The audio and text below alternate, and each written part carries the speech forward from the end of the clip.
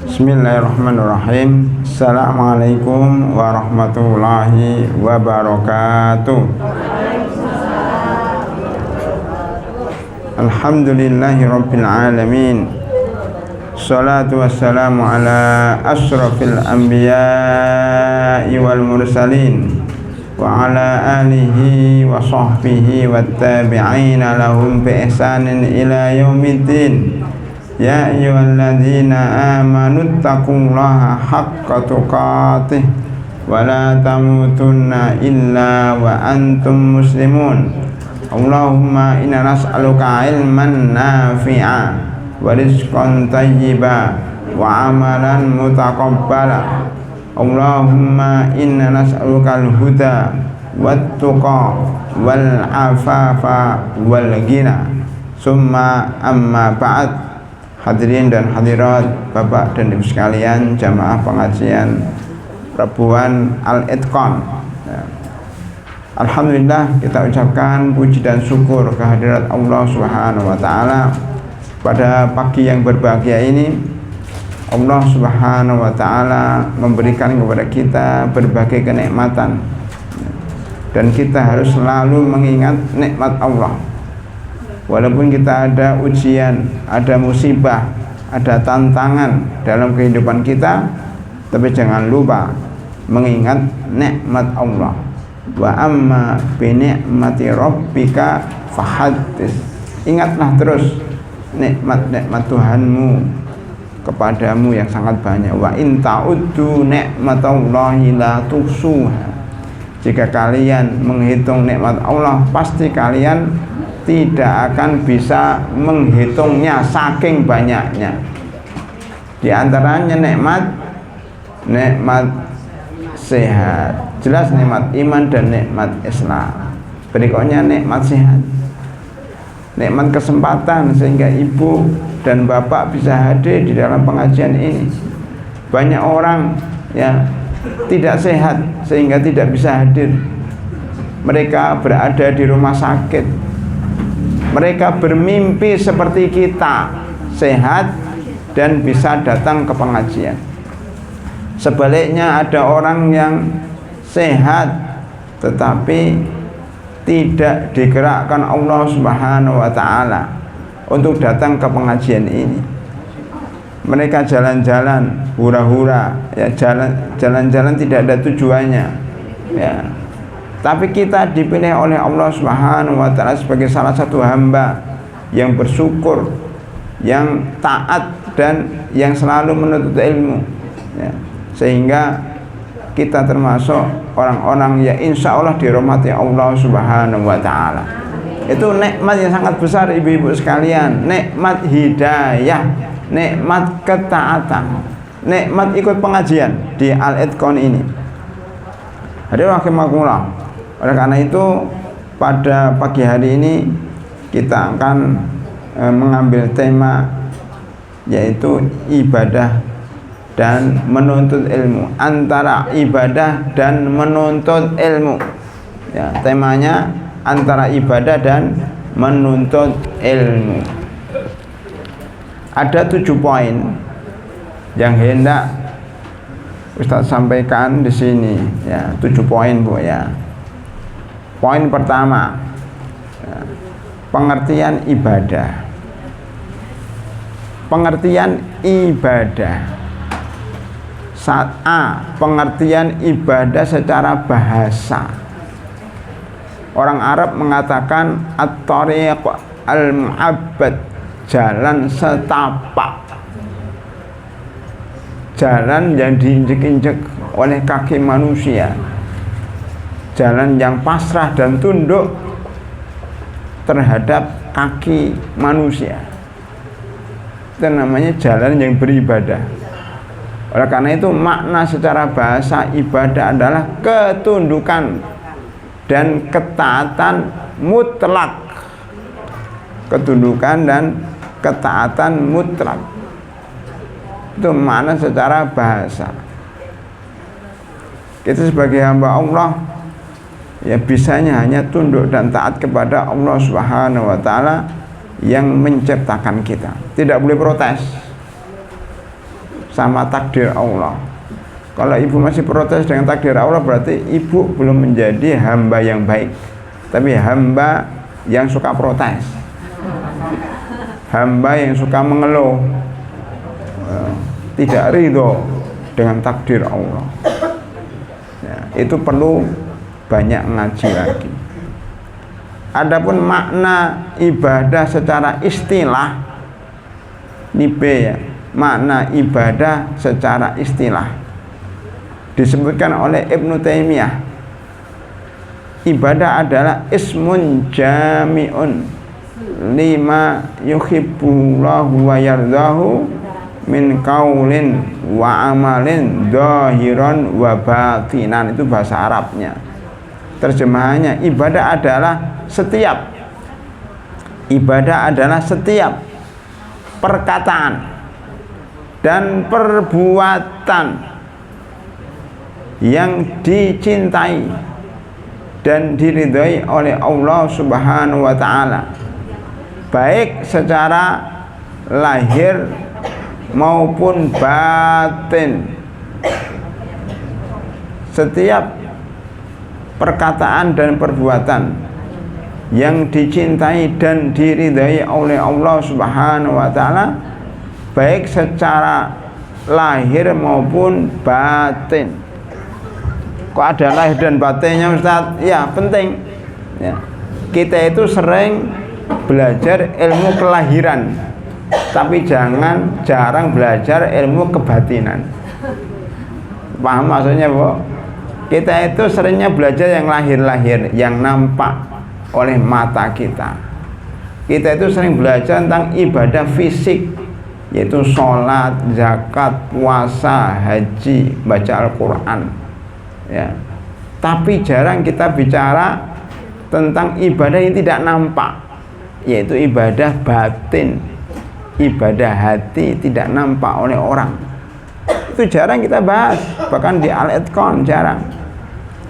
Padahal ibadah batin itu lebih penting daripada ibadah lahir.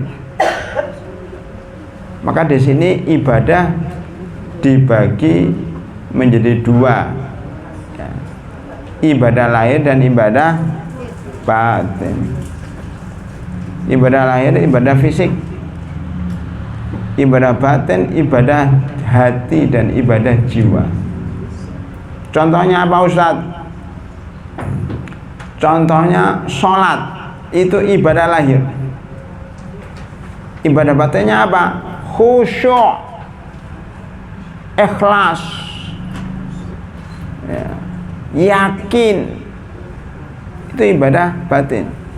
Sholat kalau enggak khusyuk tidak diterima oleh Allah Subhanahu wa ta'ala. Sholat 100 rakaat tapi tidak ikhlas, maka tidak diterima oleh Allah Subhanahu wa ta'ala. Sebaliknya, kalau orang ya, tidak pergi ke masjid karena sakit, tidak pergi ke pengajian Al-Itqan tapi sakit fisiknya, tapi hatinya ada keinginan untuk pergi, maka dia dapat pahala seperti pahala ibu-ibu yang ada di sini. Karena apa? Karena ibadah batin. Enak kan ibadah batin? Suatu ketika Rasulullah sallallahu alaihi wasallam pulang bersama sahabatnya dari perang, dari jihad fi sabilillah. Beliau bersabda kepada para sahabatnya, "Wahai para sahabatku,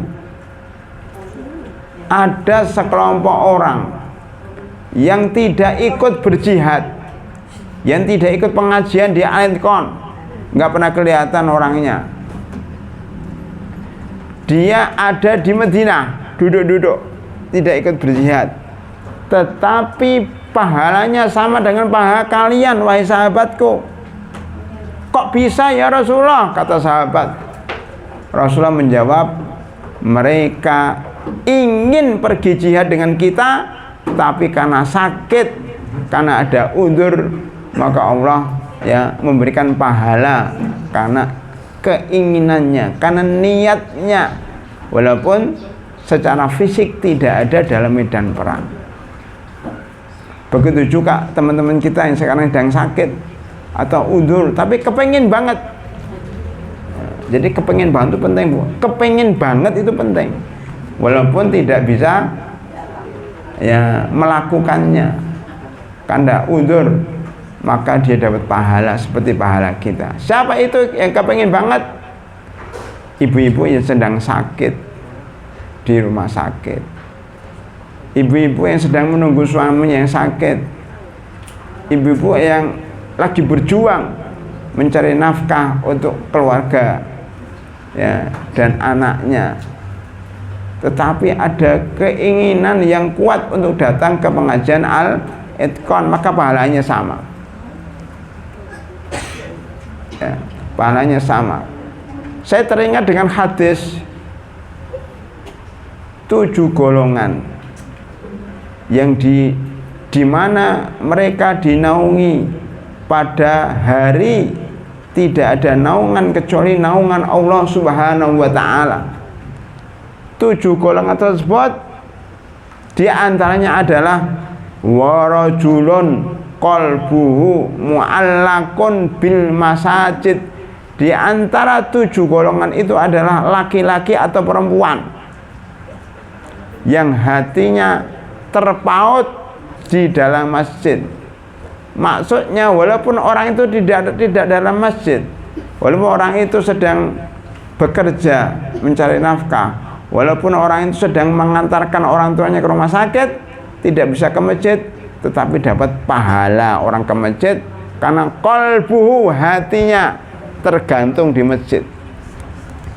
Kalau kita ganti hadisnya atau kita terapkan di Al-Itqan adalah seorang ibu-ibu wa qalbuha imra'atun wa qalbuha mu'allaqun bil Al-Itqan fi pasar minggu. Nah, itu salah satu golongan ibu-ibu yang akan dinaungi oleh Allah Subhanahu wa taala pada hari kiamat adalah ibu-ibu yang masuk rumah sakit, yang sedang menemani ibunya ya, ada keperluan, tetapi hatinya selalu terpikir Al-Itqan, Al-Itqan. Nah, gitu. Itu dapat naungan insya Allah ya, pada hari kiamat. Maksudnya bahwa ibadah hati itu lebih penting daripada ibadah fisik. Sebaliknya ada ibu-ibu yang datang di Al-Itqan fisiknya, tapi hatinya di mall pasar minggu. Ada enggak? Hatinya entah kemana jalan-jalan, hatinya di pasar. Nah, itu enggak dapat pahala, Bu. Cuma fisiknya doang. Kesini atau kesini niatnya enggak menuntut ilmu, niatnya ingin ketemu sama temennya. Niatnya apa kesini? Ingin ketemu sama temen. Mau dengar ceramah Ustaz? Enggak, sudah bosen katanya. Nah, itu enggak dapat pahala itu. Cuma fisiknya aja di sini. Berarti ibadah hati penting enggak, Bu? Penting banget. Ibu sholat, ibu tahajud, ibu baca Al-Quran, kalau niatnya nggak ikhlas nggak diterima oleh Allah Subhanahu wa taala. Ini bahaya banget. Itu ibadah hati. Itu nomor pertama, Bu. Pengertian ibadah secara bahasa dan secara istilah. Yang kedua, pembagian ibadah dari sisi lain. Pembagian ibadah dari sisi lain. Apa itu? Ibadah dibagi menjadi ibadah mahdhah dan ibadah ghairu mahdhah. Apa itu, Ustaz? Ibadah mahdhah, ibadah hanya ibadah saja. Itu gimana ibadah mahdhah? Ibadah hanya ibadah saja yang terkait dengan Allah Subhanahu wa taala. Ibadah mahdhah adalah ibadah saja yaitu ibadah yang terkait dengan Allah Subhanahu wa taala secara vertikal. Seperti apa? Sholat. Seperti apa? Haji. Seperti apa? Puasa. Seperti apa? Baca Al-Quran. Seperti apa? Zikir. Itu ibadah mahdhah. B. Ibadah ghairu mahdhah. Ibadah yang tidak terbatas pada hubungan vertikal dengan Allah saja, tetapi juga ada hubungannya dengan manusia secara horizontal. Itu ibadah ghairu mahdhah, maksudnya ibadah sosial. Kalau ibadah mahdhah bisa kita terjemahkan ibadah pribadi. Kalau ibadah ghairu mahdhah, ibadah sosial yang berhubungan dengan manusia. Kebanyakan masyarakat Indonesia memahami ibadah itu hanya ibadah mahdhah. Ibadah itu sholat di masjid, zikir, ya, baca Al-Quran dengan khutbah, dengan ceramah. Itu ibadah mahdhah. Sholawatan. Ibu-ibu kan rata-rata begitu di Indonesia ini. Di samping rumah saya itu setiap Selasa, setiap Sabtu mesti ada sholawatan. Ibu-ibu, ya, zikir-zikir, nyanyi-nyanyi apa juga nggak paham itu. Ya. Marawis apa? Marawis ya, marawis. Ya, pakai. Itu ibadah mahdhah. Rata-rata orang Indonesia memahami ibadah itu sholat 5 waktu, haji, puasa.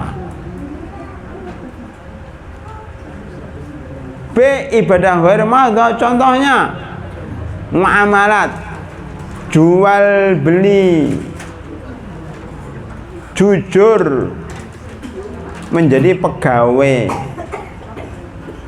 amanat, berbakti kepada kedua orang tua, berbuat baik kepada sesama, membantu orang miskin, menyantuni anak yatim. Itu ibadah ghairu mahdhah. Saya berikan contoh dari pertanyaan seorang ibu. Ustadz, doakan supaya saya bisa naik haji. Itu pertanyaan itu benar nggak, Bu? Ustadz, doakan supaya bisa naik haji. Benar nggak itu pertanyaannya? Permintaan dia benar nggak? Ustadz, doakan saya supaya bisa naik haji. Benar nggak permintaan itu? Benar. Ibu mau naik haji nggak? Saya tanya, ibu naik haji untuk apa? Ibu kamu naik haji untuk apa? Sekarang ada yang jawab nggak? Ibu mau naik haji untuk apa tujuannya? Beribadah kan? Memang datang ke pengajian Al-Itqan bukan ibadah. Ya sudah, ngapain harus haji? Hah?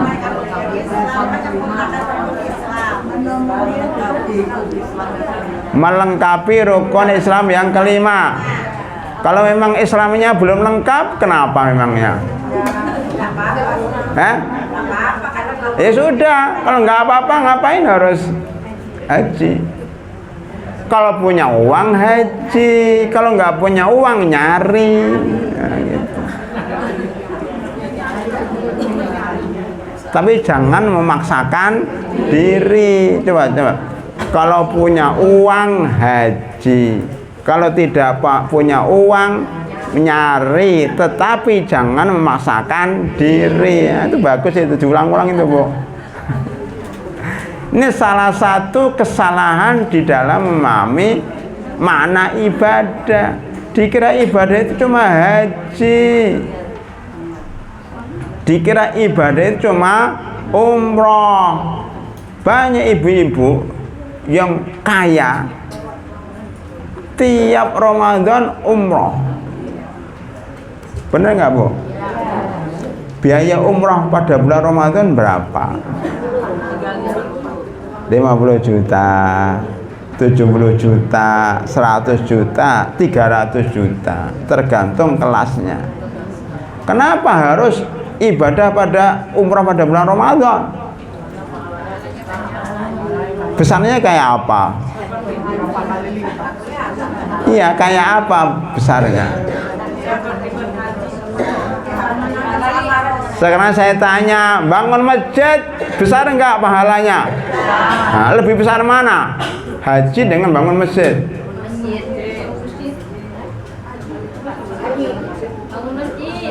Bangun masjid. Kenapa ibu enggak bangun masjid aja?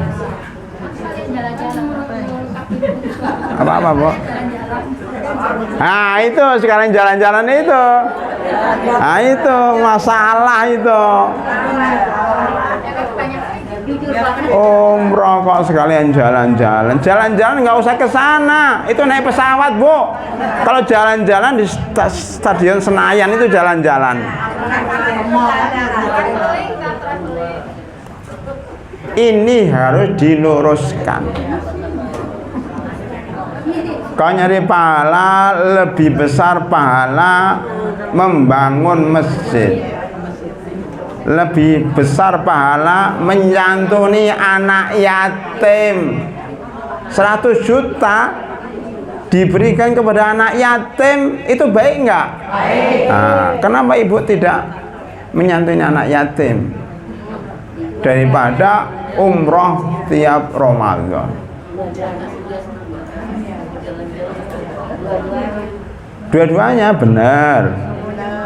Tiap Ramadan nyantuni anak yatim sebesar 100 juta. Paling nyantuni anak yatim 10 juta atau 5 juta kan. Untuk umrohnya 100 juta. Ini salah. Justru ibadah Ramadan lebih penting dan lebih bermanfaat daripada ibadah mahdzur. Ibu setuju nggak? Ibadah sosial lebih baik, lebih banyak pahalanya, lebih langgeng pahalanya dibanding ibadah mahdzur. Menyantuni anak yatim lebih baik daripada sholat sunnah. Membangun masjid lebih baik daripada umroh seharga 300 juta. Memberikan beasiswa untuk para penghafal Al-Quran lebih baik daripada ibu sholat tahajud. Ibadah sosial lebih baik daripada ibadah pribadi. Ibu sholat, ibu haji, ibu zikir, ibu umrah, itu untuk pribadi ibu. Tapi kalau ibu membantu orang lain, membantu orang miskin, menyantuni anak yatim, memberikan beasiswa untuk para penghafal Quran, membagikan Al-Quran kepada yang membutuhkan, itu ibadahnya bermanfaat bagi orang banyak.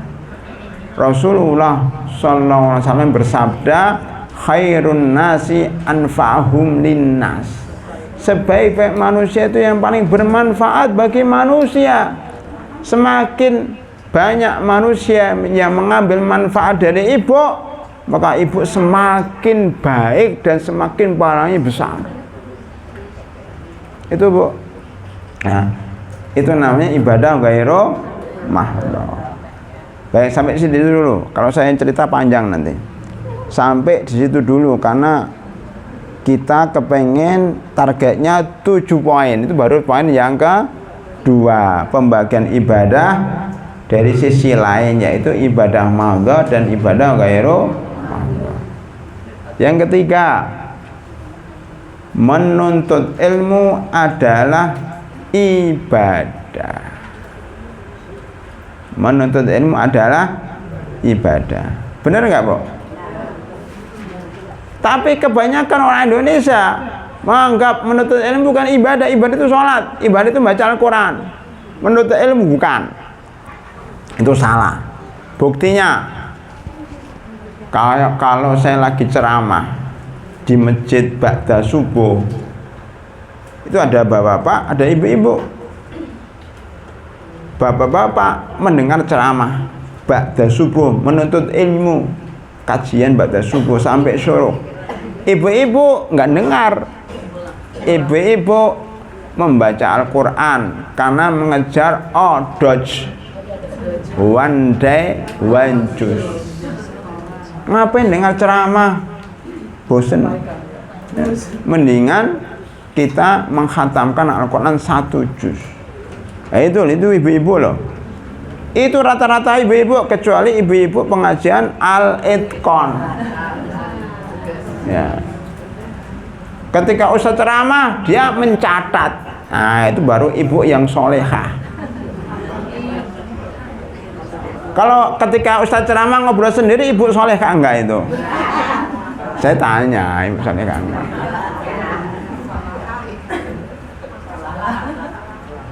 Menuntut ilmu itu ibadah yang pahalanya besar, lebih besar daripada ibadah pribadi. Jadi mendengar pengajian ba'da subuh, mendengar pengajian dari jam 9 ya, lebih 30 menit ya. Tadi jam 9 lebih 28 menit sampai jam 11 ditutup, dilanjutkan dengan makan bersama ya.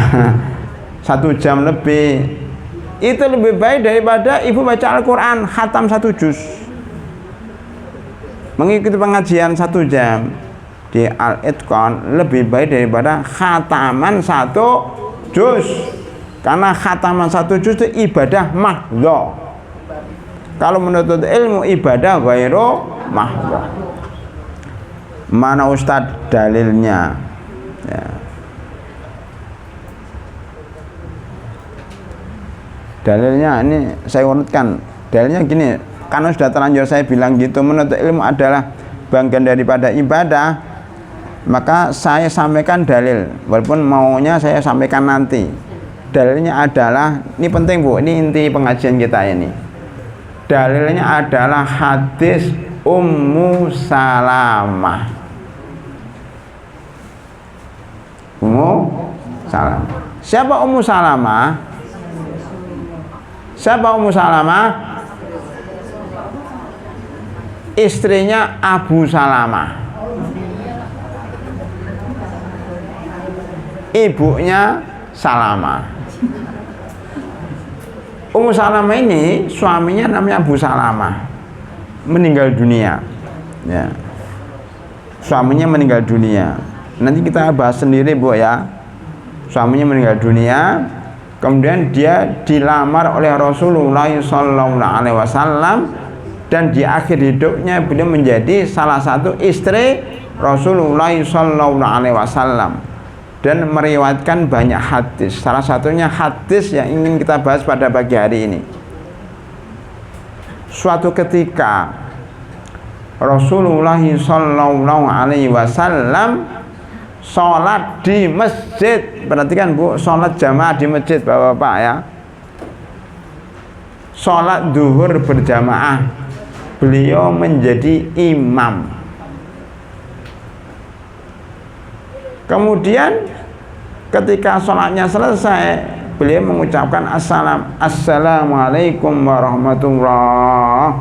Assalamualaikum warahmatullah. Salam pertama hukumnya rukun, sholat wajib.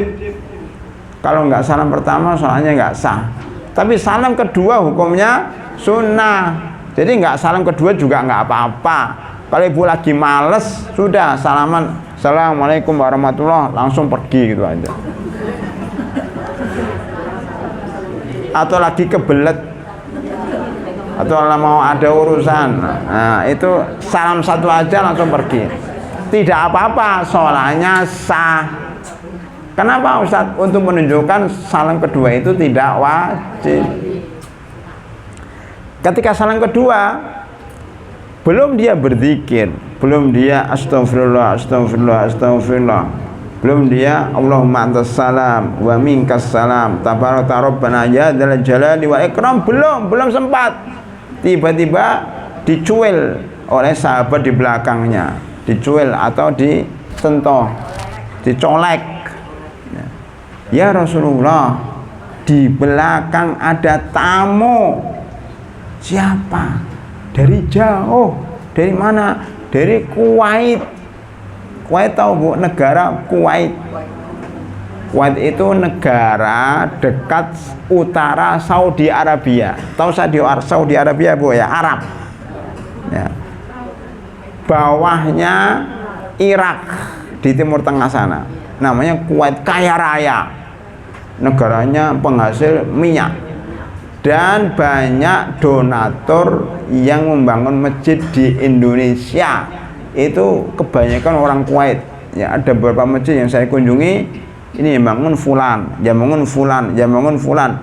Jadi rata-rata orang Kuwait itu membangun masjidnya di Indonesia, Bu. Satu orang. Kenapa? Karena di Kuwait mahal kalau bangun masjid. Kalau di Indonesia murah meriah. Jadi 300 juta menurut sana di Indonesia sudah dapat masjid bagus. Uang recehan itu, uang jajan itu bisa dipakai untuk bangun masjid di Indonesia.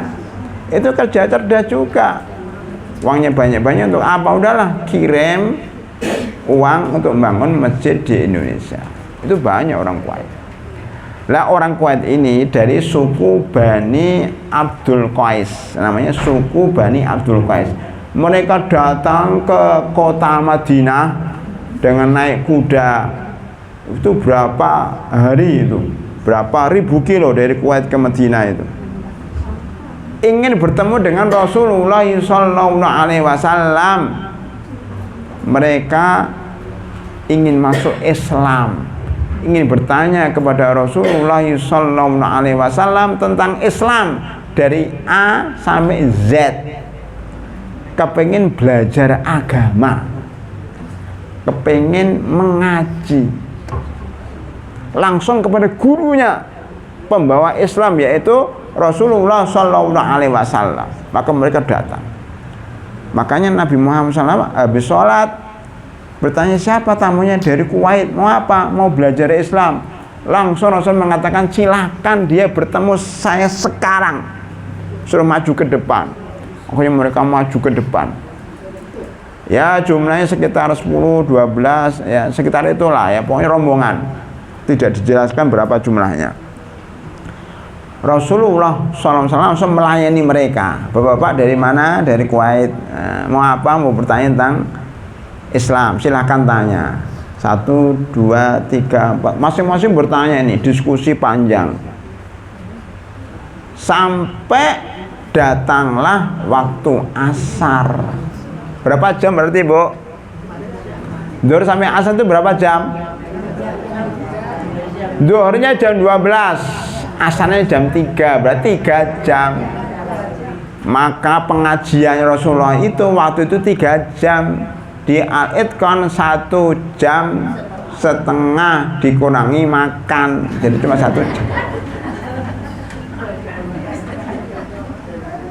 Nah, jadi 3 jam melayani jamaah, ceramah, Bu, tanya jawab, sampai apa, Bu? Enggak sempat berzikir, enggak sempat mengucapkan subhanallah, subhanallah 33 kali, enggak sempat mengucapkan alhamdulillah 33 kali, enggak sempat membaca Allahu Akbar 33 kali, dan enggak sempat berdoa. Habis sholat itu sunahnya berzikir dulu, baru berdoa, jangan dibalik-balik. Berzikir nggak sempat, apalagi berdoa nggak sempat. Oh, doanya panjang-panjang, nggak sempat lagi. Dan juga nggak sempat sholat ba'diyah zuhur. Ibu suka ba'diyah zuhur nggak? Kalau sholat zuhur suka ba'diyah zuhur nggak? Kenapa Ibu ba'diyah zuhur? Karena mengerjakan ba'diyah, apa tujuannya?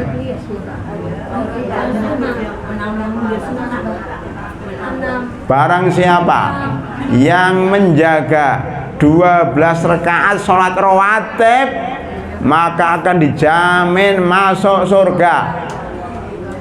Jadi kita itu kepengen masuk surga dengan menjaga 12 rakaat.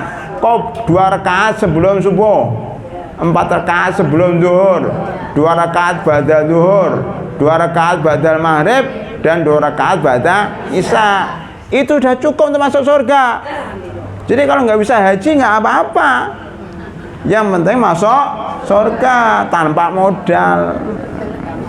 Bagi yang tidak punya uang, ibu jangan bersedih.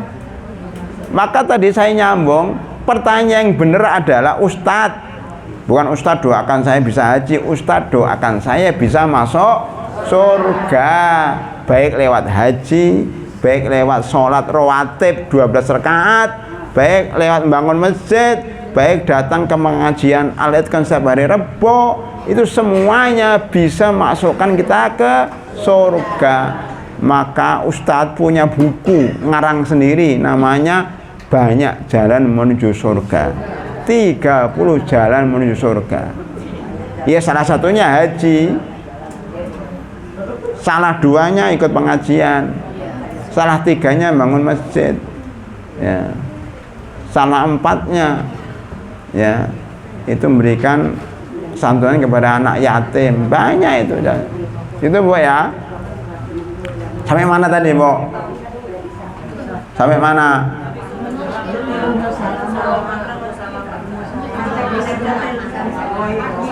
Sampai Rasulullah sallallahu alaihi wasallam tidak sempat zikir, tidak sempat sholat rawatib. Walaupun sholat rawatib itu bisa masuk ke surga, beliau tidak sempat gara-gara melayani tamu.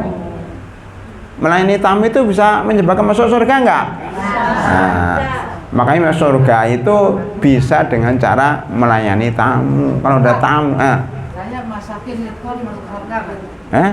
Masakin itu masuk surga kan? Insya Allah. Ada hadisnya, mungkin buku saya ada itu, memberikan makan sama orang-orang ya yang baik masuk surga. Amin. Kita bikin soto Betawi. Iya. Jadi jangan dibatasi masuk surga itu cuma haji. Jangan dibatasi umroh Ramadan. Nah, tidak harus itu bagi yang punya uang. Kalau nggak punya uang, ya. Kalau semuanya tuh Hebat itu. Cuma susah biasanya. Karena tidak ada orang yang sempurna. Ya, dia kerjain, tapi pasti. Makanya tadi kan, dia haji berkali-kali, dia nggak bangun masjid. Banyak itu jamaah haji yang nggak bangun masjid. Uangnya habis untuk umroh. Ya. Jadi rahimakumullah, saya teruskan tadi. Berarti menemui tamu itu jalan masuk surga. Di sini bukan hanya tamu biasa, Bu, tamu yang ingin belajar, menuntut ilmu. Makanya judulnya menuntut ilmu lebih penting daripada sholat sunnah. Mana dalilnya? Rasulullah SAW mengajari orang ilmu meninggalkan atau mengundurkan sholat sunnah. Nah, itu Rasulullah loh, bukan saya, itu Rasulullah loh, Bu. Ibu mau protes.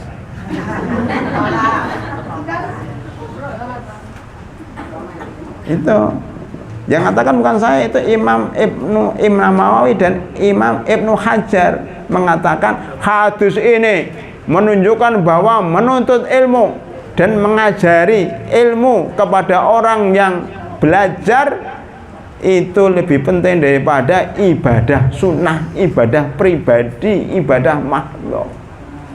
Kenapa? Karena mengajari orang itu manfaatnya merata, manfaatnya banyak.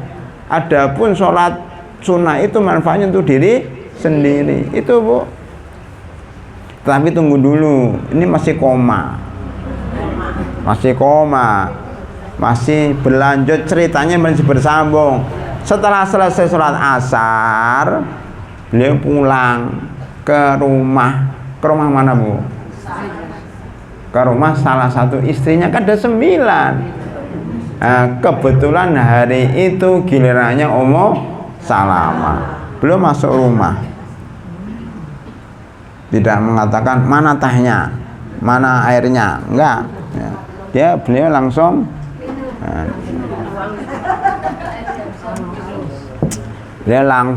apa Bu? Tahu enggak? Langsung apa? Enggak ada yang tahu kan? Beliau masuk rumah langsung sholat sunnah ba'da asar. Langsung sholat sunnah ba'da asar, biar aja ibu bingung. Langsung sholat sunnah ba'da asar. Saya ulangi, ibu mesti bertanya kan? Sholat sunnah zuhur belum sempat tadi ganti tuh. Nah, ibu bertanya kan, kenapa kok sholat sunnah ba'da asar boleh enggak? Enggak ada ba'da asar, enggak boleh. Bapak, boleh enggak sholat sunnah ba'da asar? Enggak ada. Ba'da asar enggak ada sholat sunnah.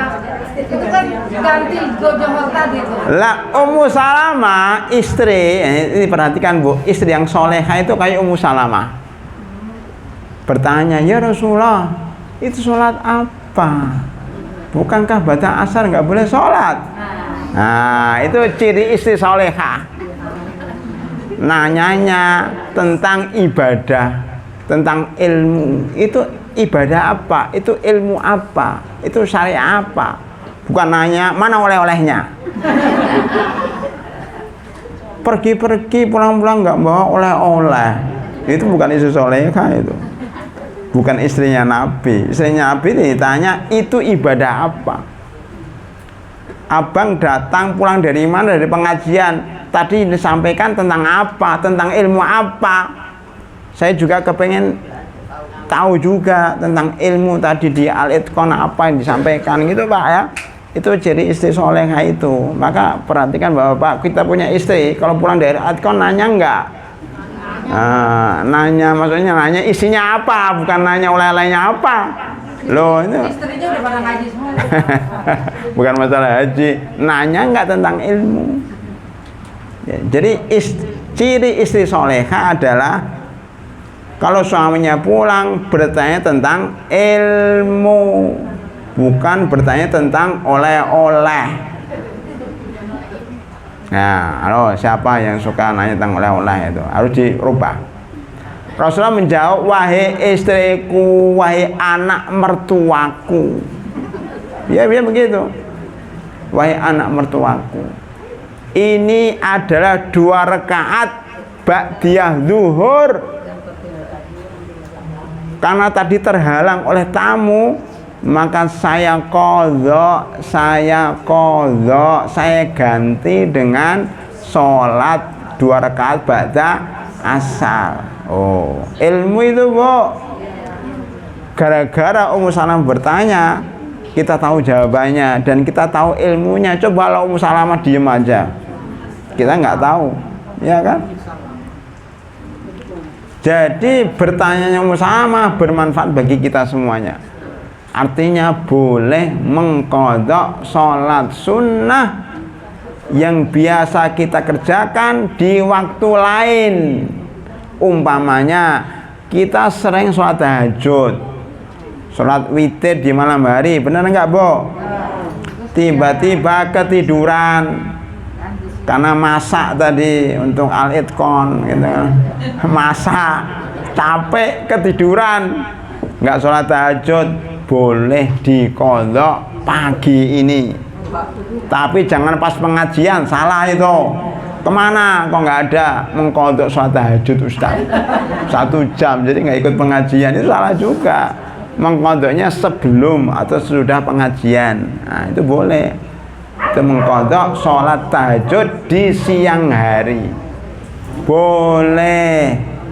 Dalilnya mana? Ini perbuatan Rasulullah Sallallahu Alaihi Wasallam.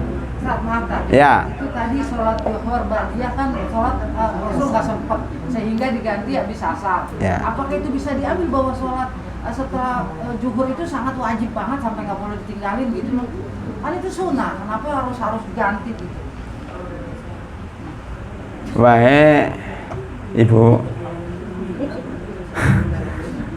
Ini kan sunnah kan? Tapi kan mana saya tanya dulu, mana Rasulullah mewajibkan? nggak ada, tapi kan itu bahwa diganti habis asar, benar habis asar nggak boleh sholat, sampai harus banget diganti, berarti nggak boleh ditinggalin dong. Oh enggak, bukan berarti bu itu. Berarti Jadi perbuatan Rasul itu bukan berarti bu ya. Ini penting nih cara belajar nih. Perbuatan Rasulullah bukan berarti, nah, gitu. Maksudnya kita tidak boleh menyimpulkan kecuali melalui para ulama. Kan itu hanya menceritakan perbuatan. Beliau mengganti sholat ba'diyah zuhur 2 rakaat ke asar. Itu aja ceritanya. Tidak ada wajib, nggak ada. Ya, tidak ada. tapi dari hasil Maka Rasulullah maka para ulama mengatakan bolehnya mengqadha. Gitu aja. Para ulama mengatakan bolehnya mengqadha sholat yang tertinggal walaupun sunnah ke waktu lain. 1, 2, boleh mengqadha sholat yang tertinggal wajib maupun sunnah ke waktu lain yang dilarang, yaitu ba'da asar. Contoh lagi, ibu tertinggal sholat qobliyah subuh. Bapak-bapak kalau ke masjid ya, sholat subuh sudah qomat, tidak sempat sholat qobliyah subuh, boleh secara fikih diganti qobliyah subuhnya ba'da sholat subuh. Berarti habis sholat subuh bangkit lagi 2 rakaat, dia mengqadha, boleh menurut sebagian ulama terutama madhab Syafi'i. Tapi tidak boleh menurut sebagian yang lain karena itu waktu terlarang. itu tadi asal waktu terlarang. Lah iya, batas asar terlarang. Waktu terlarang ada 5. Waktu terlarang dalam sholat ada 5. Apa itu? Yaitu tadi matahari terbit. Ba'da subuh sampai matahari terbit. Dicatat besok minggu depan saya tanya lagi itu. Kalau enggak nanti push up. Jadi ba'da subuh sampai terbit matahari. Kedua, ketika terbit matahari sampai benar-benar tinggi sepenggalah 15 menit habis suruk, maka tidak ada namanya sholat suruk. Itu enggak ada, itu buatan siapa? Itu buatan orang Indonesia. Lah ini penting belajar kan, kalau nggak belajar nggak tahu kan. Jadi gitu, nggak ada sholat suruk, itu nggak ada. Iya, Dilarang gitu loh. yang ada sholat setelah suruk.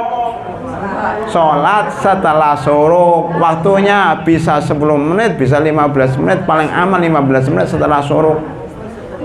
Maka masjid-masjid di Indonesia itu banyak yang salah. Ada sholat 5 waktu, sekarang dirubah menjadi sholat 6 waktu. Sholat duhur, sholat asar, sholat maghrib, sholat isya, sholat subuh, sholat suruk. Nah, ada orang awam baru masuk Islam, oh sholatnya ada 6 waktu ya. Itu salah kaprah. Sholat ba'da syuruk itu pun namanya nama dari kita, bukan nama dari Rasulullah SAW. Rasulullah SAW hanya bersabda, barang siapa yang sholat subuh berjamaah di masjid kemudian berzikir sampai syuruk, kemudian setelah itu ya dia menunggu sampai sepenggala, kemudian sholat 2 rakaat, maka dapat pahala seperti pahala umroh sempurna. Loh, lebih mudah kan, mau umroh 3 kali cukup dengan sholat ba'da syuruk. Nah, kan Islam itu memberikan kemudahan bagi kita, Bu. Tadi hadisnya zikir sampai suruk gitu kan? Ya. Jadi sampai suruk, bukan sholat suruk itu makanya. Iya, zikir sampai syuruk. Yaitu pahalanya, yaitu seperti pahala umroh sempurna. Jadi kesimpulannya tadi, boleh mengqadha sholat wajib atau sholat sunat di waktu terlarang menurut mazhab Syafi'i. Dalilnya perbuatan Rasulullah Sallallahu Alaihi Wasallam. Nah, ini ilmu, Bu. Itu darurat ya, Tak? Enggak ada darurat. Kan tadi kan ada tamu, jadi habis asar. Kalau kita lagi males gitu, antara habis asar kayak Nabi gitu boleh nggak? Mengqadha itu harus ada uzur. Kalau tidak ada uzur namanya malas. Uzur itu berupa ketiduran, sakit, ada tamu dan lain-lainnya. Ya, nggak boleh ibu mamanya malam, ya, malam mau sholat tahajud sudah nyetel alarm jam 2 malam, alarmnya bunyi krip, matikan jeblek, tidur sampai subuh, besok lagi matikan lagi jeblek, jadi selama seminggu matikan lagi, terus nggak pernah sholat tahajud. Kan ganti siang, Tak? Kemudian dia mengganti siang tiap hari. Tiap hari sholat tahajud. Nah, itu nggak boleh. Itu namanya mengganti waktu. Mengganti itu sekali-kali saja, nggak boleh tiap hari. Mengqadha ini cuma sekali. Rasulullah nggak pernah mengqadha lagi, terus besoknya mengqadha lagi, besoknya mengqadha lagi, nggak ada. Itu, Bu, ya. Udah sampai situ dulu. Ada pertanyaan? Nggak ada, saya lanjut. Ya. Yang keberapa, Bu? Keempat ya? Silakan. Kalau sholat yang udah lama sekali itu kelewatan, sholat wajib yang waktu kelewatan karena dia tahu ilmunya, bisa nggak digodok di waktu sekarang setelah tahu ilmunya? Sholat, tapi sholat wajib aja, Bu, ya. Sholat wajib yang ditinggalkan sudah waktunya lama, sudah berlalu lama, maka para ulama berbeda pendapat. Pendapat pertama, wajib mengqadha jika ingat jumlahnya. Cara mengqadhanya gimana? Disesuaikan dengan sholat 5 waktu. Kalau dia meninggalkan sholat sebanyak 100 sholat umpamanya, maka sholat duhur diqadha setelah sholat duhur, sholat asar diqadha setelah sholat asar, sholat maghrib diqadha setelah sholat maghrib. Jadi satu hari itu sholatnya dua-dua, sholat asar 2 kali, sholat maghrib 2 kali, sholat isya 2 kali, sampai selesai utangnya. Pendapat kedua, kalau sholatnya sudah lama ditinggalkan, maka tidak perlu diqadha, cukup dia memperbanyak sholat sunnah apa saja. Itu, Bu, ya. Ada yang lain? Baik, saya lanjutkan sambil nunggu, ya. Nomor 3, nomor 4. Menuntut ilmu adalah ibadah yang manfaatnya lebih luas. Ibadah menuntut ilmu adalah ibadah yang manfaatnya lebih luas. Umpamanya, ini Ustadz mengajar ibu-ibu, jumlahnya berapa? 100 sama Bapak, umpamanya. Bukankah saya mengajarkan manfaatnya dirasakan oleh 100 orang? Benar nggak? 100 orang ini juga mengajarkan kepada orang lain juga. Ibu-ibu masing-masing punya pengajian yang jamaahnya 100 juga. Berarti 100 kali 100 berapa? 100 kali 100 berapa, Bu? 1000. Berarti manfaatnya 1000. Penceramah, pengisi kajian Ustadz dapat pahala 1000 kali lipat, karena yang ngambil manfaat 1000 orang. Nah, gitu, Bu. Enak kan? Karena manfaatnya luas. Berbeda kalau sholat sunnah sendiri, baca Al-Quran sendiri, manfaatnya cuma untuk dia saja, pahalanya cuma 1. Benar nggak, Bu? Benar kan? Maka ibu-ibu kalau sudah dapat ilmu di Al-Itqan, pulang langsung kumpulkan anak-anak sediakan jajanan, pasti datang mereka. Anak-anak ini, ibu bawa kue ini. Dengar baik-baik, 15 menit aja ibu menyampaikan ilmu dari ustadz tadi ringkasannya. Sebelum makan kue dengar 15 menit. Ibu coba ibu praktekkan, bisa nggak ibu praktekkan? Yang di rumah ada berapa orang? Di rumah ibu? Ya enggak, makanya nanya berapa orang. Wadahnya suami aja, udah suami suruh duduk nih. Lo nggak apa-apa, diajak makan sambil makan, mau cerita dulu, mau curhat dulu mas, kan gitu. Perempuan itu kan cuanya curhat, sekali-kali curhatnya itu curhat hasil kajian reboan. Saya mau curhat nih, curhatnya ke ilmu tumben, curhatnya ilmu, macam gitu. Semakin sayang nanti suami. Ya, ya. Kalau kita nggak kajian, tapi isinya cuma ya itu maksudnya baca rawiyah, Oh, pengajian isinya cuma berjanji, baca Yasin. Terus? Udah gitu-gitu aja setiap hari. Pengajian yang saya ceritakan di selawatan, berjanji, kemudian selawatan, baca surat Yasin, itu namanya ibadah mahdho, bukan menuntut ilmu. Sama dengan ngulang-ngulang zikir, ya ada pahalanya, tapi pahalanya cuma sedikit. Maka ikutlah pengajian yang di dalamnya ada ilmu, baca Quran, ada tafsirnya, baca hadis, ada keterangannya, ada fikih halal dan haram, fikih ibadah, fikih muamalat.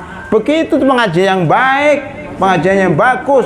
Indonesia itu nggak maju-maju gara-gara pengajiannya cuma selawatan aja.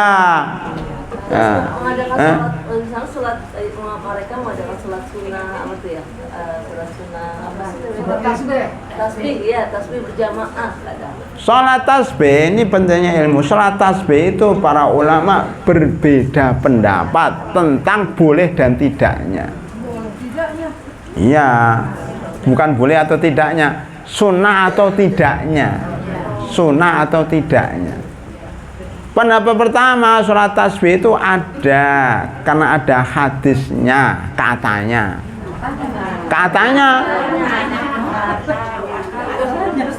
Pendapat kedua, tapi ini pendapat bu, pendapat. Saya diminta pertanggungjawaban di hadapan Allah, saya ngatakan gini. Yang kedua, pendapat kedua tidak ada sholat tasbih karena hadisnya dhaif.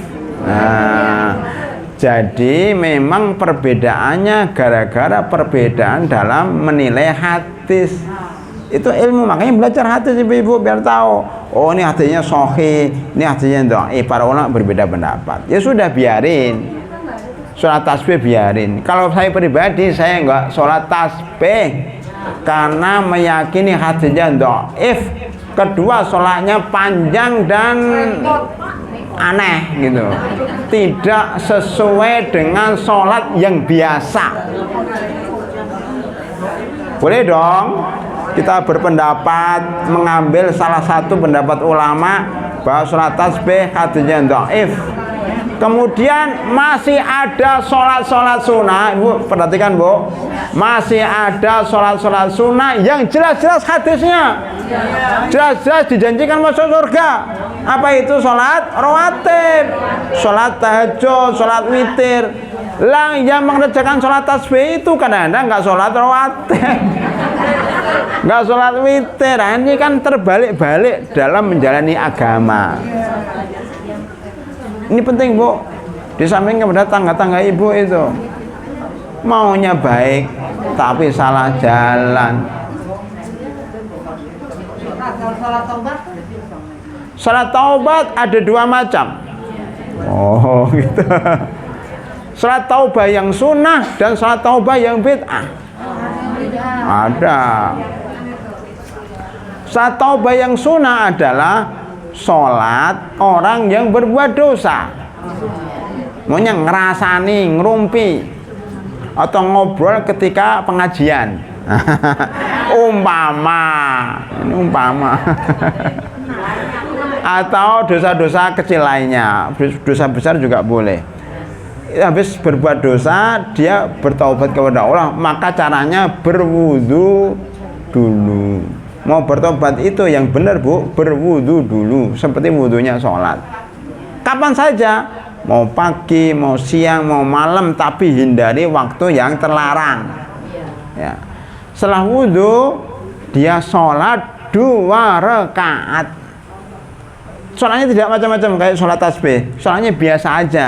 Baca Al-Fatihah, mau baca Qul ya ayyuhal kafirun tidak boleh. Mau ingin cepet-cepet baca Inna atau Inna kal kautsar juga boleh. Qul huwallahu ahad juga boleh. Rakaat pertama dan rakaat kedua. Sholat biasa.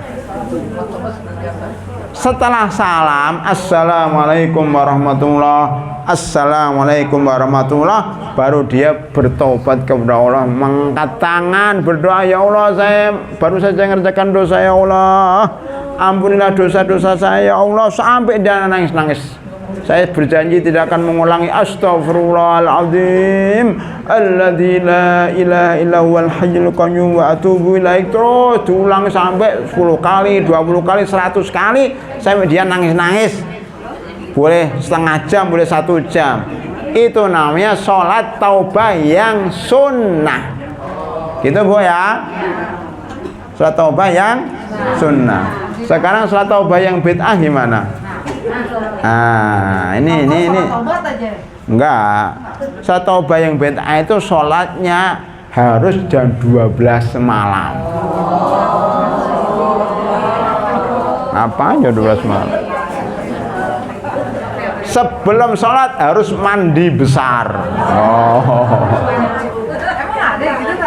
Ya ada itu. Kemudian rakaat pertama baca ini, rakaat kedua baca ini, banyak syaratnya. Kalau ada ibadah banyak syaratnya itu biasanya bid'ah itu Bu. Islam itu agama yang mudah. Ibadah itu yang umum saja, jangan yang aneh-aneh. Udah capek-capek aneh-aneh nggak diterima lagi, dosa lagi. Itu gara-gara nggak ikut pengajian Al-Itqan.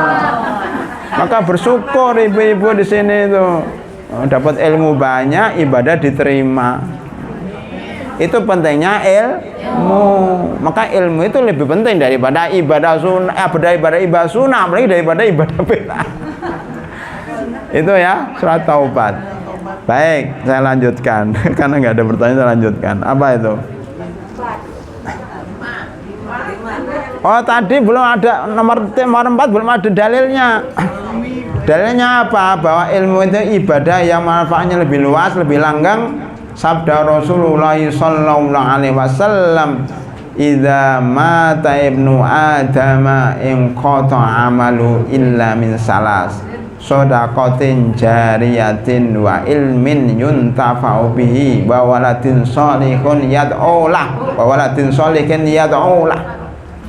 Hadisnya hadis sahih. Yang artinya jika anak Adam mati, kita semuanya akan mati. Maka persiapkan 3 hal. Dikedepankan, diutamakan. Jika anak Adam mati, maka terputuslah seluruh amalnya, tanda kutip, amal ibadah mahdhah, amal ibadah pribadi.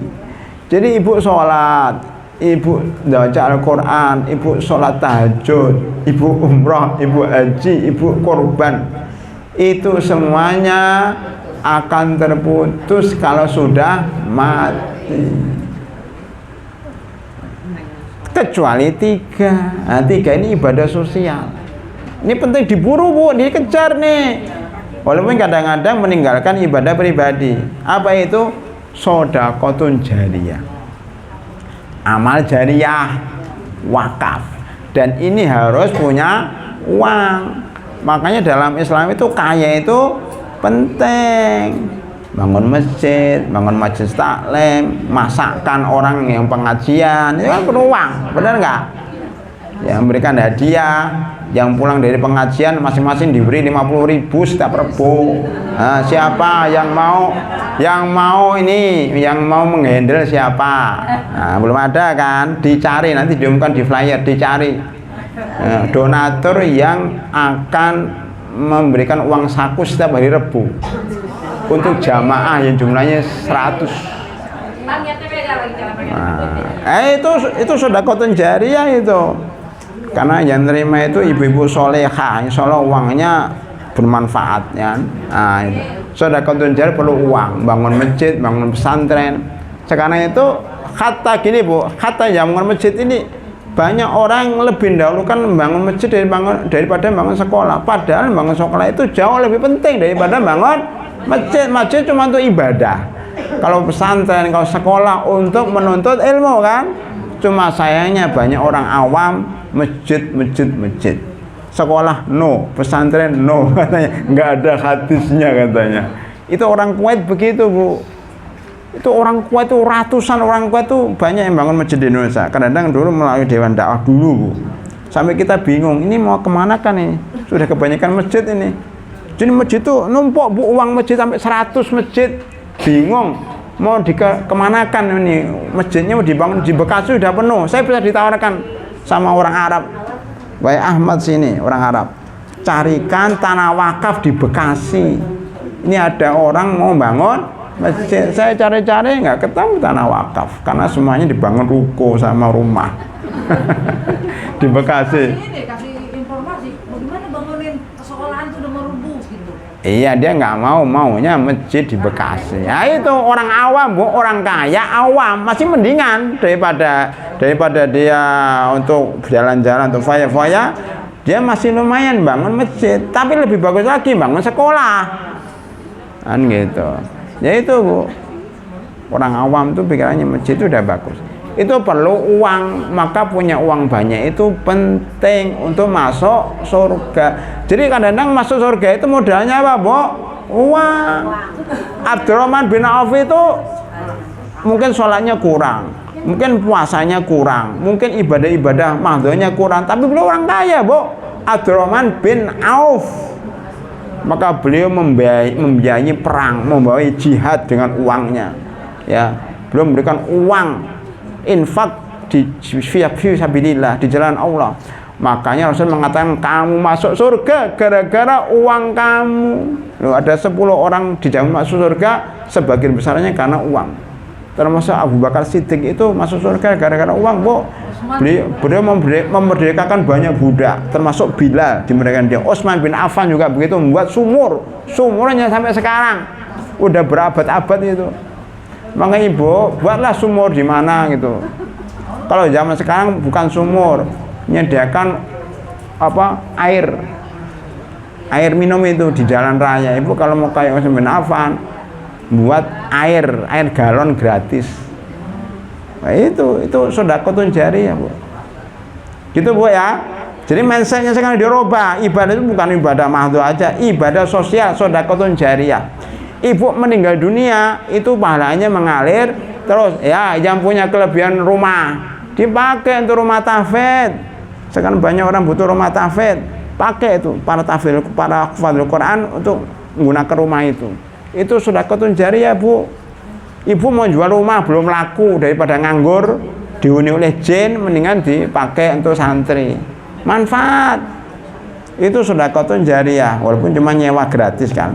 Yang kedua, ilmun yuntafa'u bihi. Ilmu disebarkan. Ya, itu bermanfaat berlanggeng-langgeng. Itu Bu. Murid-muridnya banyak, mendoakan. Maka kalau sudah meninggal dunia, seorang guru itu didoain oleh murid-muridnya langgeng sampai hari kiamat. Ustadz, saya tidak kaya dan saya tidak pinter. Terus gimana Ustadz? Ibu buat anak sebanyak-banyaknya. Waladun sholihun yad'ulah. Ya, dia memang nggak bakat, nggak kaya, nggak pinter, tapi dia tukang kawin. Nikah ini punya anak banyak, nikah ini punya anak banyak, nikah ini punya anak banyak. Tujuannya supaya nanti mendoakan pada hari kiamat boleh. Bercita-cita punya anak banyak dengan tujuan agar mendoakan itu boleh Bu. Nabi Muhammad SAW bersabda, tazawwajul waludal waduda fa inni mukatsirun bikum yaumal qiyamah. Nikailah orang yang subur, yang penyayang. Sesungguhnya saya bangga dengan banyaknya jumlah umat Islam pada hari kiamat. Kalau masing-masing dari ibu ini hanya 10, sudah berapa? 1000 anaknya. Masing-masing anaknya hafidhul Quran. Ibu tinggal duduk-duduk aja, kipas-kipas. Ibu di belakang kipas-kipas panas. Enggak.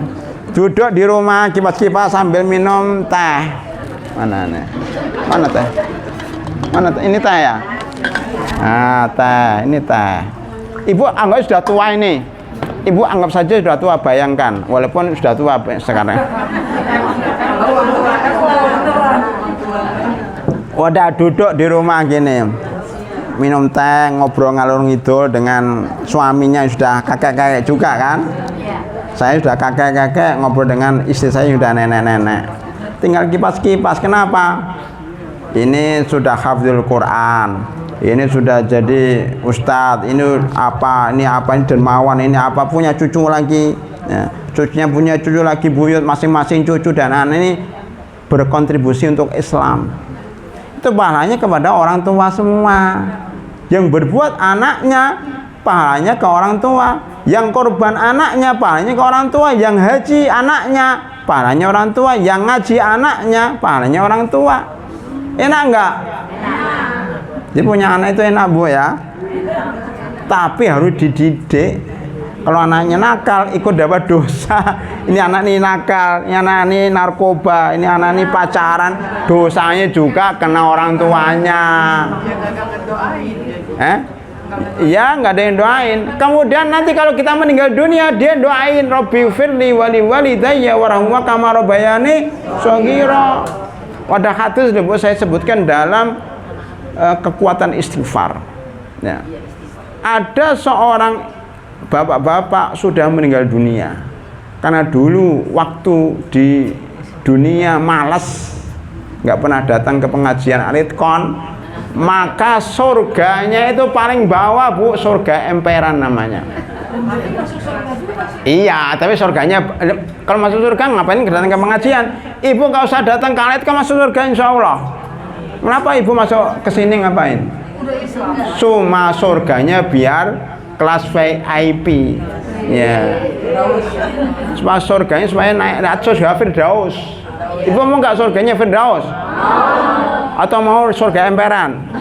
Kalau surga emperan nggak perlu kesini, di rumah aja sudah masuk surga. Iya, Bu. Kita kesini itu untuk naik surganya tingkat, untuk beli tiket surga yang baik. Kalau umat Islam insya Allah masuk surga secara umum, Bu ya. Lah karena dia begitu surganya di emperan, dia tiba-tiba dipanggil oleh malaikat, "Wei fulan, hari ini Anda naik tingkat ke yang lebih atas, kelas bisnis ya. Ada kelas ekonomi, ada kelas bisnis, ada kelas eksekutif, ada kelas super eksekutif." Dia naik kelas bisnis. Dia nanya, "Ya Allah, wahai malaikat," atau tanya, "Wahai malaikat, kenapa kok saya naik tingkat padahal sudah mati?" Dia jawab, "Karena anakmu sekarang lagi istighfar, lagi mendoakan kamu. Rabbi firli wali walidayya warahumma kama rabbayani shaghira." Anaknya cuma satu, jadi naik cuma satu tingkat. Kalau coba anaknya 5, Bu, semuanya beristighfar untuk orang tuanya, 5 tingkat naik dia. Ya, Bapak-bapak ya. Semakin banyak anak, semakin cepat naik surganya. Ada yang bertanya, "Ustadz, saya tidak punya anak. Anaknya cuma 1 atau 2. Itu pun kurang soleha. Sholatnya susah, bacaannya susah. Terus gimana Ustadz supaya dapat doa anak-anak?" Bu, kalau anak ibu sulit diatur, cari anak orang lain. Iya, anak-anak yang bagus-bagus, nah orang udah dibiayai, "Kamu sekolah, saya sekolahkan. Kamu masuk pesantren. Nanti doakan ibu ya." Itu aja. Daripada pusing mikir anak 1 aja susah banget. Mendingan nyari anak orang dididik, itu akan doakan kita naik juga tingkat kita di surga.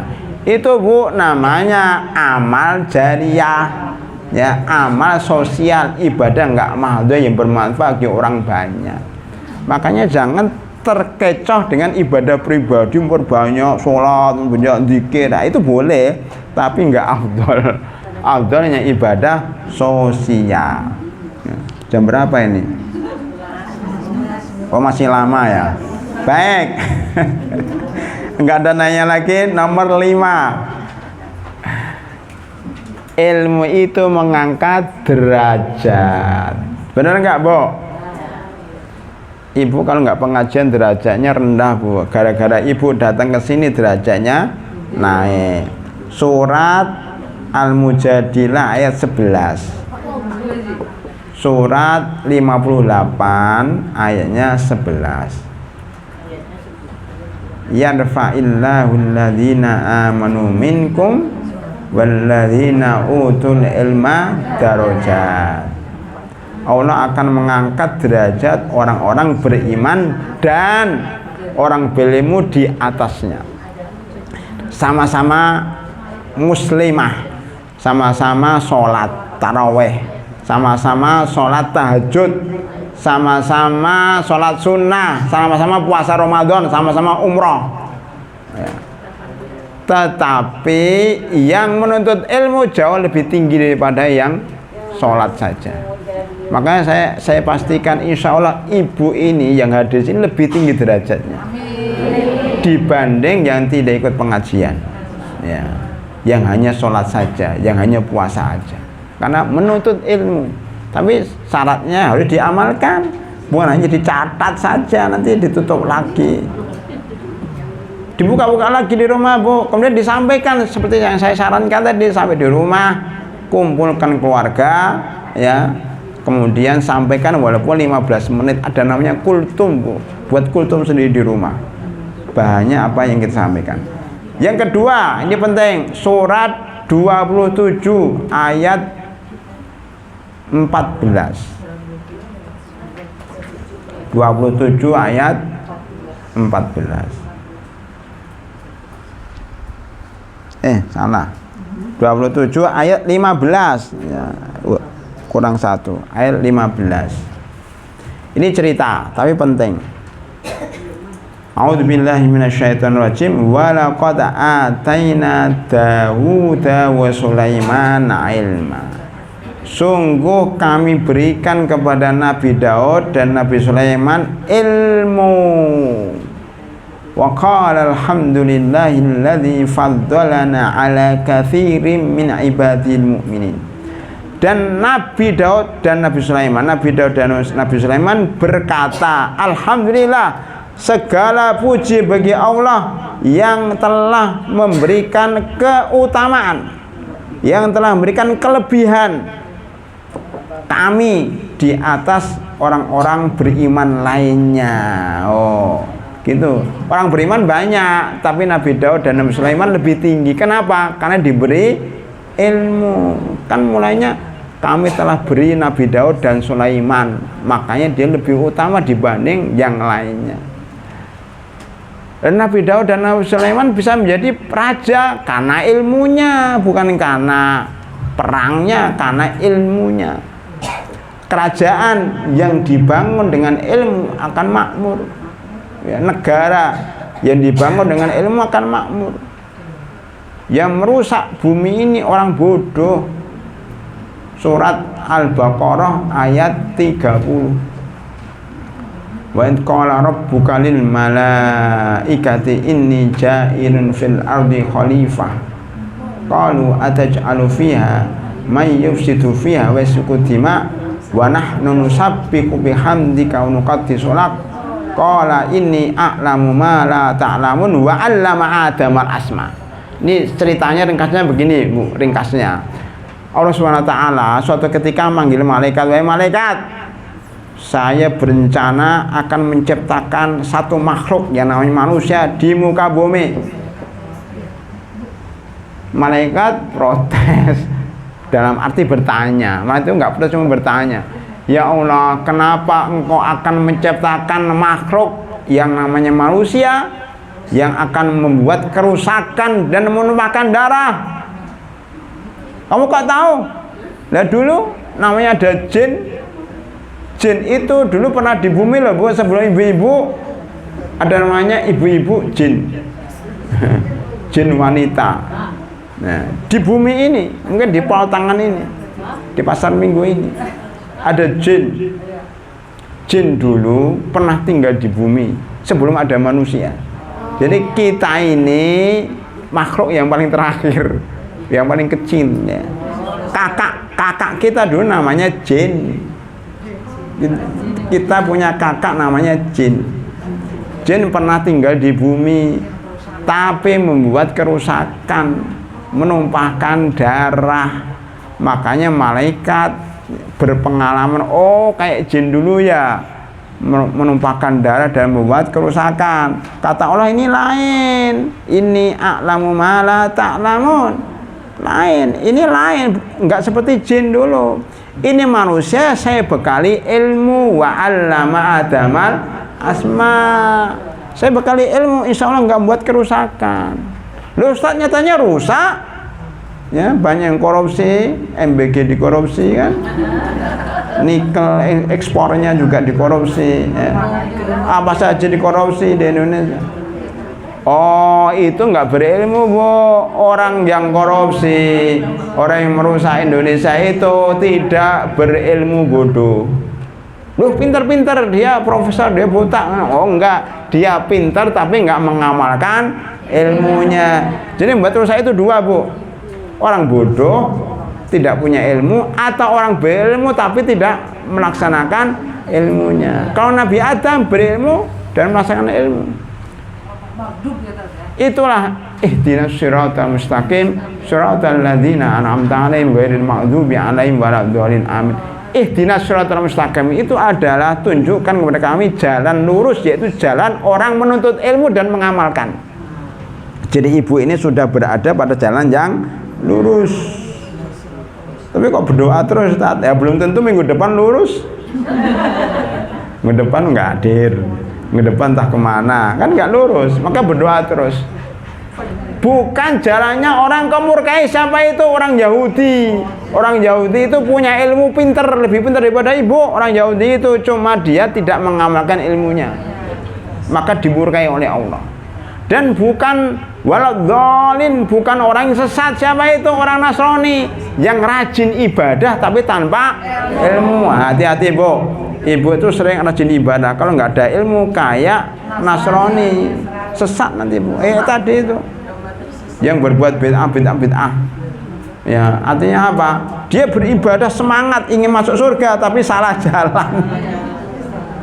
Kenapa salah jalan? Karena nggak menuntut ilmu, tidak menuntut ilmu. Jadi harus berdasarkan ilmu. Itu Bu ya, pentingnya ilmu, mengangkat derajat. Ya. Baik, nomor 6. Ilmu adalah imam, amal adalah makmum. Paham Bu? Ilmu itu imamnya di depan, amal atau ibadah mahdhah itu makmumnya. Maka lebih penting imam daripada makmum kan? Kalau nggak ada imamnya gimana? Nggak jadi salat jamaah. Jadi ilmu adalah imam, amal atau ibadah mahdhah adalah makmum.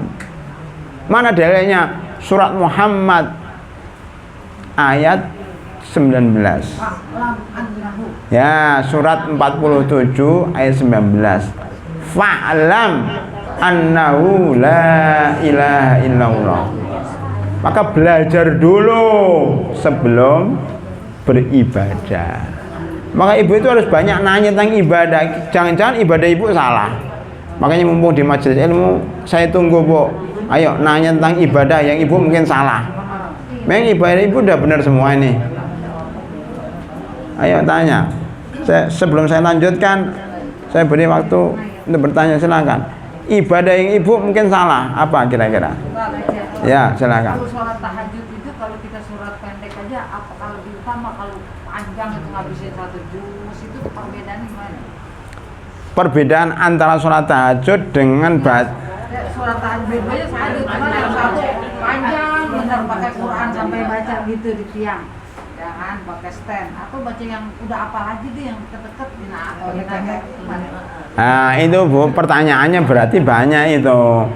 Sholat tahajudnya oke. Sekarang saya tanya, lama mana? Yang lebih afdol yang lama. Yang panjang ayatnya. Satu enggak harus panjang. Yang lama. Nomor ini, itu bukan hanya satu Bu. Pertama, yang lebih afdol yang lama. Ya, satu lama. Satu lama. Kenapa? Yang lama kan lebih capek. Yang cepet nggak capek. Capek itu dapat pahala. Maka Ibu, pengajian dengan berdiri dengan pengajian dengan duduk itu lebih pahalanya lebih banyak kalau Ibu sambil berdiri. Loh, kan capeknya. Kemudian Ibu yang datangnya dari jauh dengan Ibu yang datangnya dari dekat lebih banyak pahalanya datangnya dari jauh. Apalagi jalan kaki, oh itu pahalanya banyak itu. Jadi Ibu kalau ingin dapat pahala mudah, dari rumah jalan kaki. Dari batas subuh sampai sini pahalanya banyak. Oh ini kaidah Bu, masa nyusahin terserah dia. Kaidah ibadah ini penting Bu. Ibadah yang lebih capek itu lebih banyak pahalanya. Contohnya berdiri, entah satu-satu, berdiri lebih lama lebih banyak pahalanya dari berdiri yang pendek. Makanya itu kalau bacanya panjang ya lebih banyak. Itu nomor 1. Nomor 2, yang lebih khusyuk lebih baik dari yang tidak khusyuk. Mungkin yang panjang ini nggak khusyuk, melamun aja. Sholat tarawih melamun di Masjidil Haram, ayatnya panjang-panjang melamun.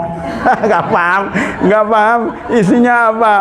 Lebih baik yang pendek tapi khusyuk, tapi lebih baik lagi panjang dan khusyuk. Nah itu. Jadi lihatnya harus jadi.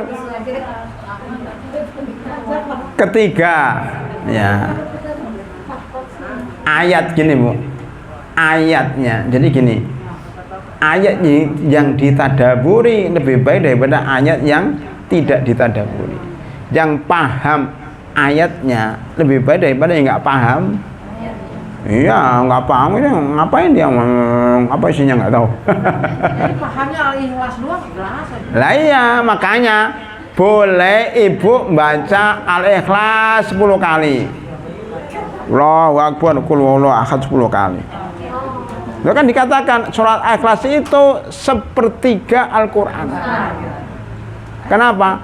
Karena tauhid, Al-Quran itu isinya tauhid, isinya tentang ibadah, iman tentang sejarah. Maka tauhid itu sepertiga.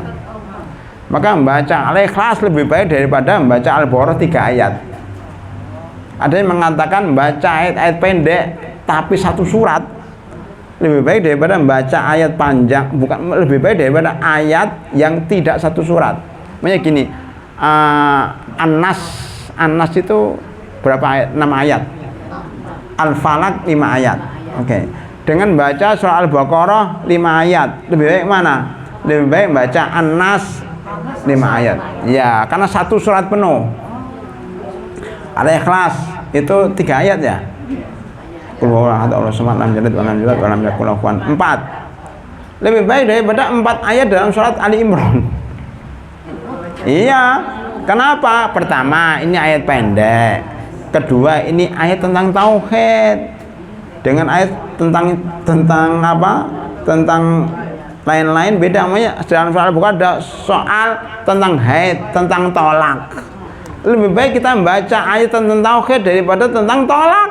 Cerai-cerai terus, mendingan tentang tauhid. Nah, itu kalau dibandingkan.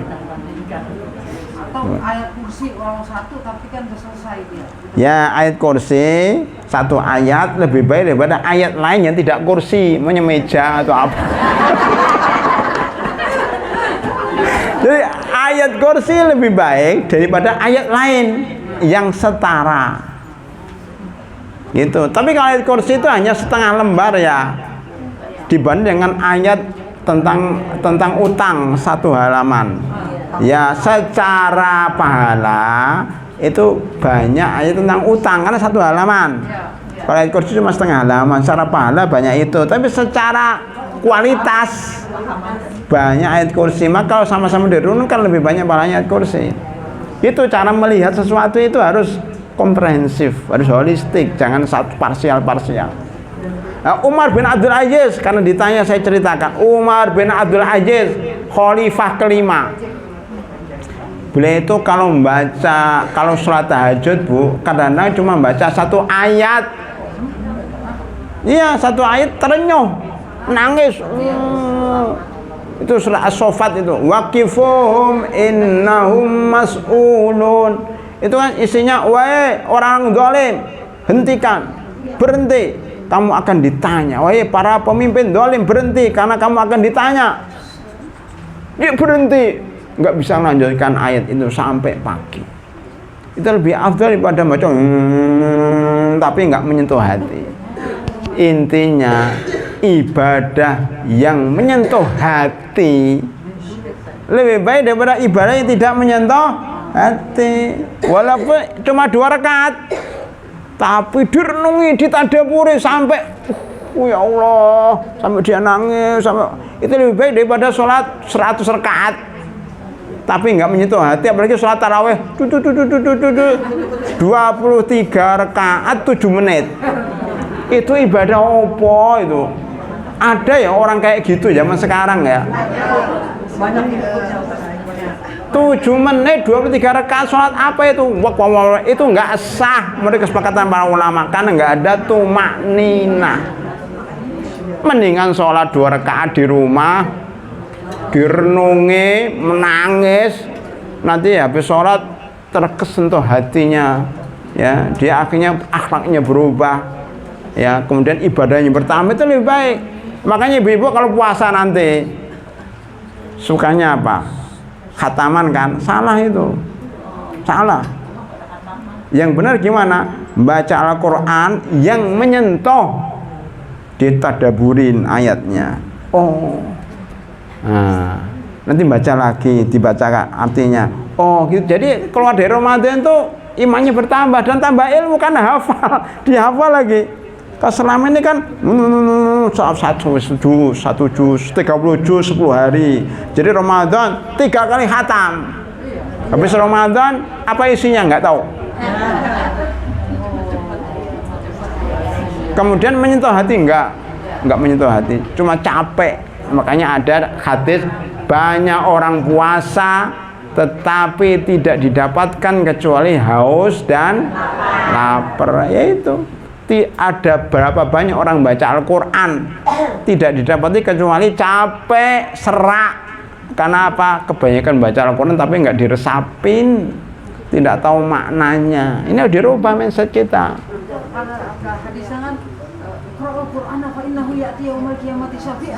Iya. Enggak, Iqra'ul Quran bitadabbur pasti. Iqra'ul Quran, baca Al-Quran karena nanti pada hari kiamat akan menjadi syafaat yang ditadaburin gitu, yang tahu maknanya. Ya bisa baca Al-Quran demi syafaat tapi nggak sempurna. Syafi'nya itu juga setengah-setengah pembelaannya, karena cuma apalagi kalau salah bacaannya, salah baca, tajwidnya salah, nggak bener. Nah itu gimana jadi syafi'an? Syafi'an itu kan bacanya yang bener, makanya baca Quran itu syaratnya dia bacaannya harus bener, tajwidnya, makhrajnya, tahu maknanya. Begitu para hadirin, gitu kan Bu? Jadi masuk surga itu nggak mudah, ya, harus ada syarat-syaratnya, harus ada ilmunya, gitu Bu ya. Cukup ya? Baik, sudah jam 10.57 kurang 3 menit ya.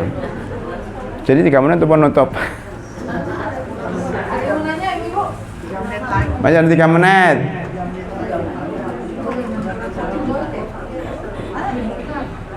Ya silakan. Wah masih ada 2-3 coba. Masing-masing 1 menit ya. Silakan. Ada 3 ya. Ya saya jawab singkat-singkat karena ada 3 ya. Ya, silakan Bu. Ya Ustaz, ada yang nanya orang itu nggak pernah pergi ke masjid taklim tapi dia hanya rajin dengerin di YouTube, di medsos, ceramah, apa masuk ke dalam kelebihan menuntut ilmu ini? Bu, dilihat keadaannya. Kalau dia nggak punya kaki, ya kok sudah datang ke sini pakai apa? Atau rumahnya jauh, dia tidak punya uang untuk transportasi, ya di rumah pakai YouTube. Atau dia sudah tua, atau dia punya anak repot di YouTube. Tapi kalau dia kosong, ada uang, ada waktu, ya paling baik datang Alitkon, ketemu dengan orang soleh, ibu-ibu soleh, kan ini tambah pahala juga. Berangkat setiap langkahnya itu berpahala, Bu. Itu seperti orang sholat di rumah dengan sholat di masjid, lebih banyak pahalanya mana? Di sholat dapat pahala, tapi di masjid pahalanya banyak karena harus wudhu, berjalan kaki, kalau naik motor harus nyetar motornya, ketemu orang banyak, naik masjid, nah itu pahalanya. Itu Bu ya, Ibu kalau bisa datang ke masjid, kalau nggak bisa lewat YouTube gitu. Yang kedua tadi ada ya. Waalaikumsalam. Kan namanya kita manusia itu tersuatnya doib ya Ustaz. Ya. Nah, kan sudah ada sholat sunnah yang namanya sholat rawatib. Ya. Dia dalam dirinya. Tapi sebelum itu apakah kita boleh melakukan sholat tobat di setiap akan kita lakukan sholat tobat? Atau sholat tobat itu sebelum itu ada boleh kita sholat tobat dulu belum? Setiap kita akan sholat Ustaz. Karena kan dalam satu hari itu namanya kita pasti punya Dosa. Apakah itu boleh atau sebenarnya ya hanya dilakukan saja ketika kita melakukan sebuah dosa yang memang Allah perintahkan itu? Baik, Ibu bertanya, apakah boleh sholat taubat tiap saat, setiap sholat 5 waktu dibanding dengan rawatib? Pertanyaannya kalau boleh, ya boleh saja, tetapi nggak lazim, Bu.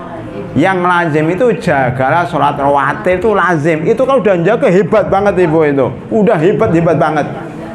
Kalau ingin taubat ya sekali-kali, seminggu sekali, 2 hari sekali, ketika. Kalau tiap saat kan taubatnya kan ya dalam sholat itu kan ada istighfar juga, ya kan? Astagfirullah, Rabbi firli warhamni wahdini wa'afini warzuqni.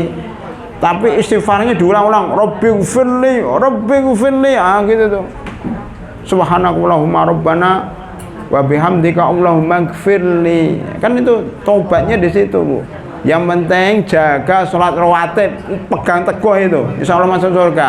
Sholat taubat iya, tapi jangan setiap saat. Kalau begitu nanti ada yang bertanya, Ustaz boleh nggak sholat taubat 5 menit? Karena setiap 5 menit saya berbuat dosa. Nah, capek lagi, nggak bisa masak, nggak bisa ngantar anak, nggak bisa sholat taubat terus.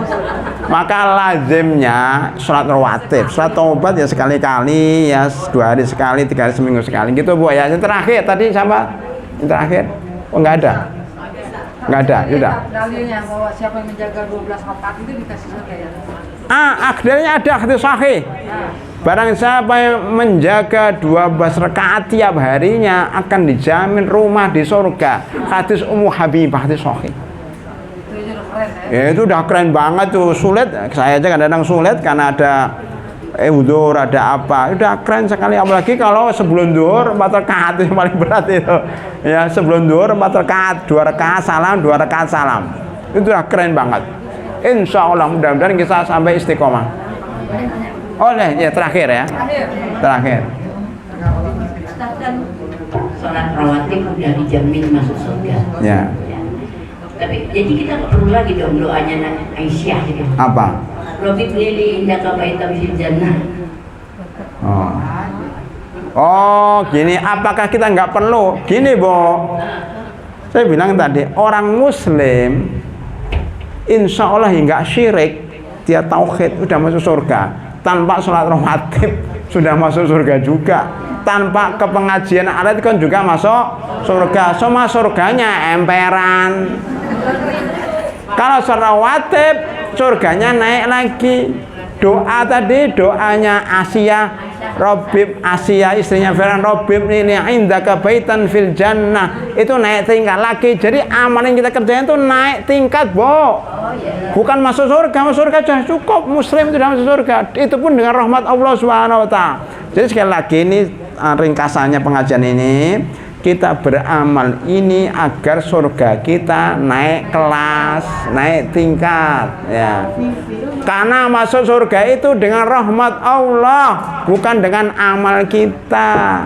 Maka kita minta ampun kepada Allah atas dosa-dosa agar masuk surga tanpa mampir masuk neraka, dan kita akan masuk insya Allah di surga yang tinggi, surga Firdaus. Amin ya robbal alamin. Marilah kita tutup pengajian kita ini dengan doa kafaratul majlis. Subhanakallahumma bihamdika asyhadu an la ilaha illa anta astaghfiruka wa atubu ilaik. Assalamualaikum warahmatullahi wabarakatuh.